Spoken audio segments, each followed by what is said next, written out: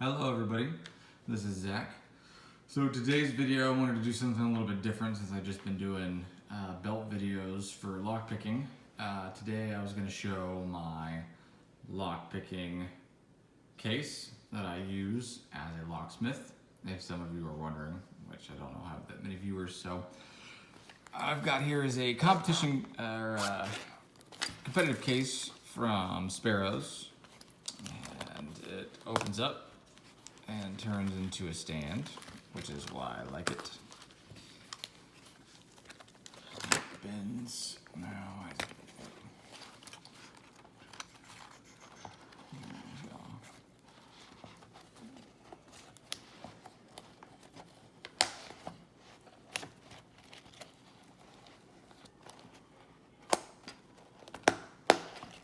All right. So, as you can see, I've got most of my stuff right here. The first thing that fell out was my plug spinner. It's made by Raytan. I don't know if you can see that. By Raytan. It's not that expensive, it's like $21. This is what I use in case I picked the lock the wrong way. The other thing is one of Sparrows mini mats that I use for pinning when I'm in, not that many of a lock situation that I need to use.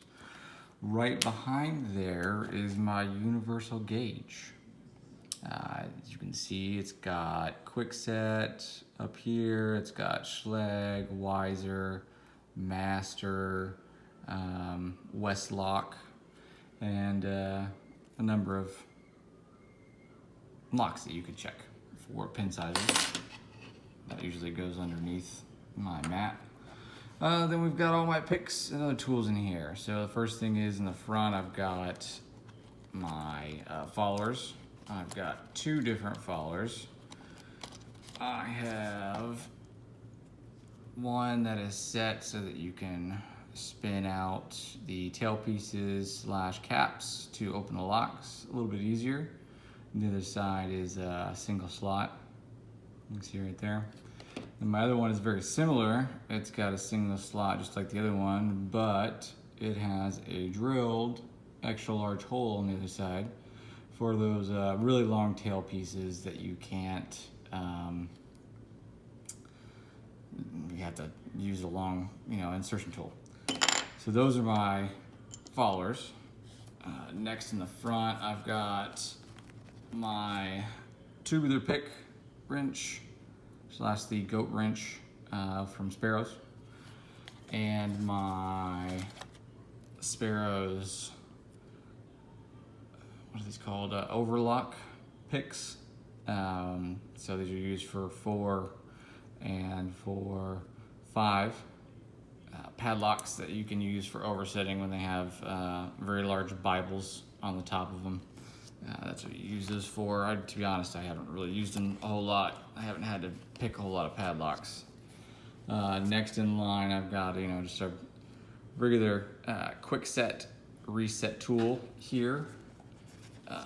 With that in that slot, if I can get it to come out, I have some different size shims for different size locks that I keep right here just in case. I have another shim set inside my pinning kit that I use mainly, but in case I run across a lock that I'm not familiar with and need something else, I use that.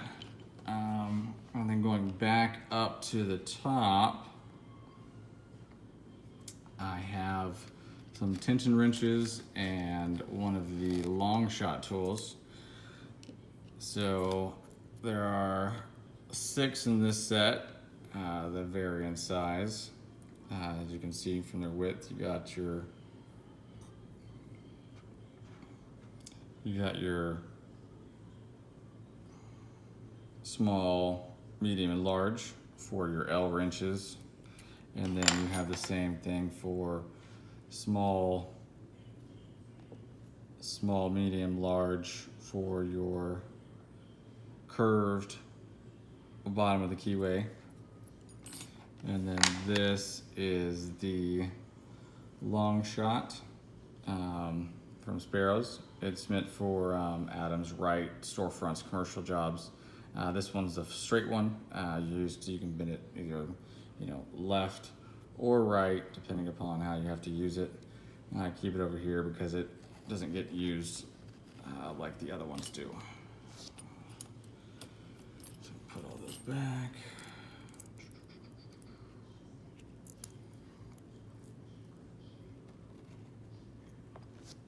While I am not sponsored by anybody, I am drinking today.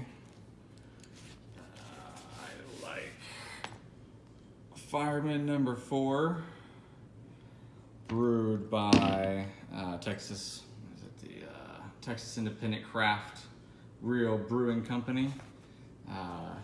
They are the beer on tap today for this session.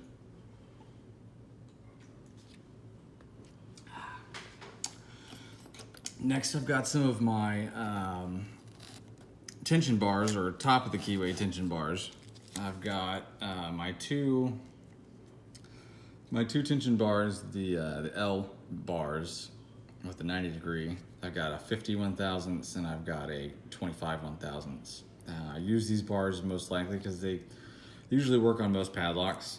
This is what you'll normally use to pick. But then I've got 5 more, ranging from very thin to another 50 1/1000 thick bar from Sparrows that I have in this set here. I use these mainly for when I'm picking stuff at the house, not stuff out in the field normally. I'll normally use bottom of the keyway because most of your traditional house locks can be picked with bottom of the keyway pretty easily.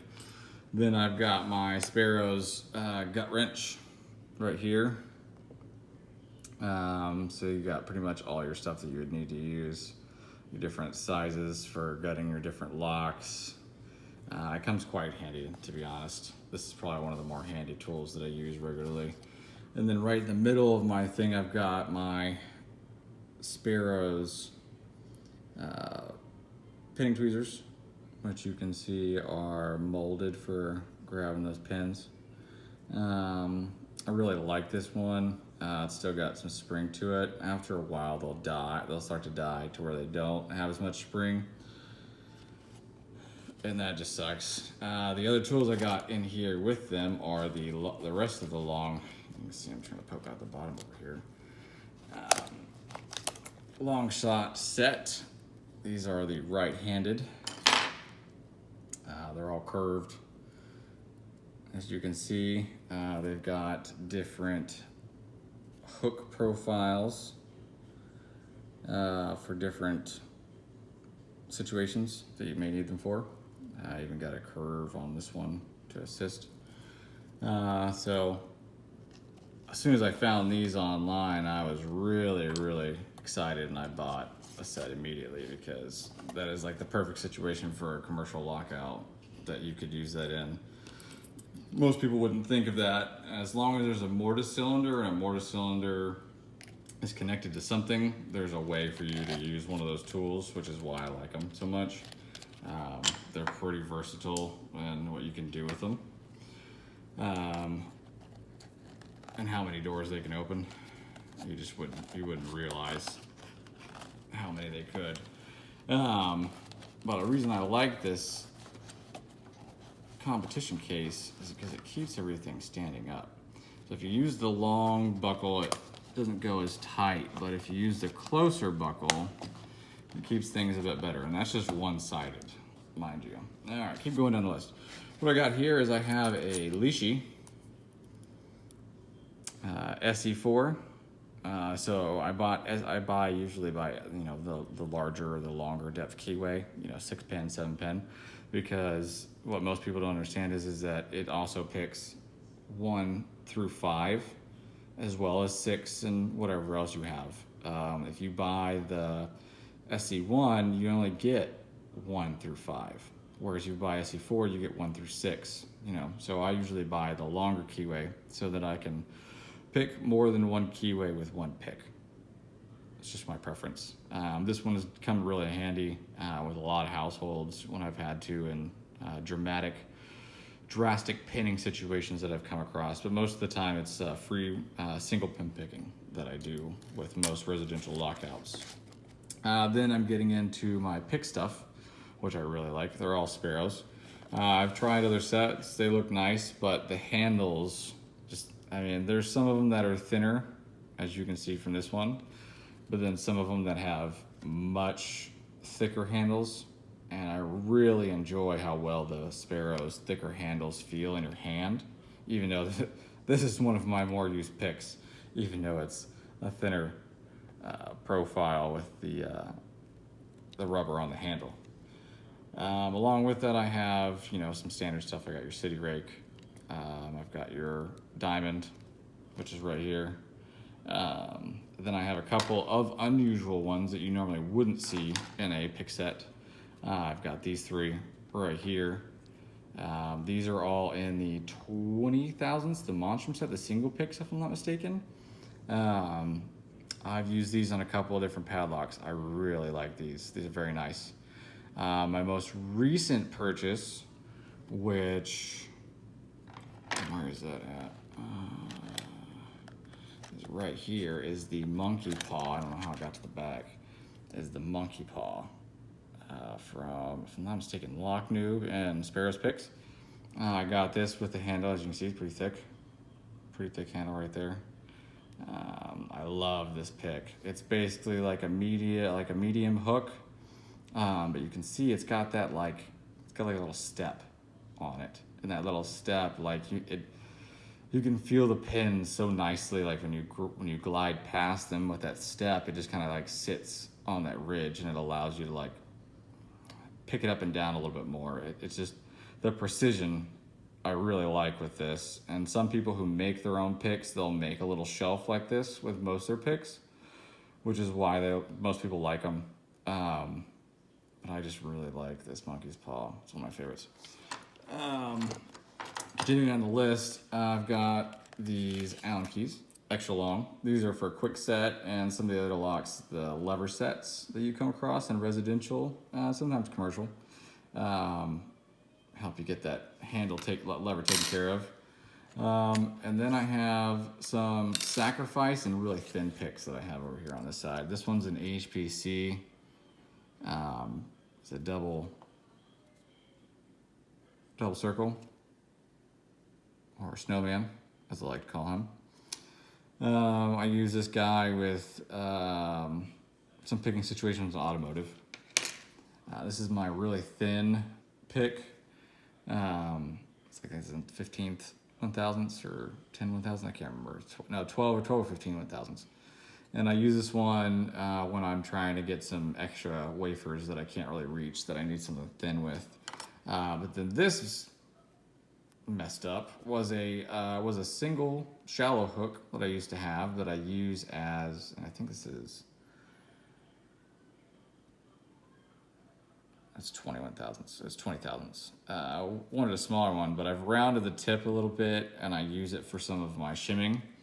But this right here is a piece of windshield wiper blade, and I use this to jiggle, this isn't actually, to jiggle automotive active retainer locks.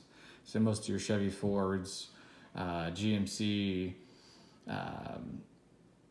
pretty much all of them from 2000 to 2015, if they use, outside cut Z keyways or along that manner, I use something like this along with a really shallow stepped key for the keyway to turn over ignitions, to pull the ignitions, to get codes off, to cut keys for automotive. The funny thing is this method right here for automotive is pretty much the same way that the Quickset smart key system works if you know how to pick them.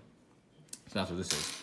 And speaking of which, this is one of those tools. This is a aftermarket Quickset reset smart key reset tool. And this right here resets the wafers to where it can be spun, and that little poker right there is just like the little poker right here that I use for the other tool. The other side is for the Schlage smart key. You don't see these a lot. They didn't really manufacture them a lot. They didn't do as well of a job as Quickset as far as their branding or marketing goes. So they really didn't get a lot of these out there. So this is just like an extra in case you run across it. But that's pretty much my main pick set. The main thing that I use from day to day, in and out, all the time. It's in my bag 24/7 and on my truck. It has most of the tools that I've used since I've started picking and since I've purchased lockpicks. That is my video for how I got, for what I use as a locksmith in Texas, here in Houston, on my day-to-day. If you guys have any questions, you can post them down below. I'll have the link for the things that I've talked about in here for Sparrows stuff, even though they don't sponsor me. I really like their stuff. I think that the price points for them and the quality of stuff that they do is really good. Along with all the other stuff that they've come up with. And the people, you know, I like them. They're part of the community. They talk with, Lock Noob and Bosnian Bill on different projects that they've done, and I really find that fascinating because most companies you won't find that where they'll work with other people in that kind of a fashion. But when you see that, you know that there's something special there because they're working together to create something special, and it's not just for them; it's for other people as well. Even though it's for a profit, if you say, if you will. But that's why I like them. Peterson, everybody else, all the other lockpick places, I mean, they're great. They're good lockpicks. They're just a little bit more expensive. And they're good quality. I've broken Sparrows before, but when they're so cheap with nice handles, it's hard to beat. That's my long-winded video for today. Again, Fireman number 4 from the Texas Brewing Company. It's not sponsored, but that's what I'm drinking today. You guys have a good evening and have a good weekend. Talk to you later.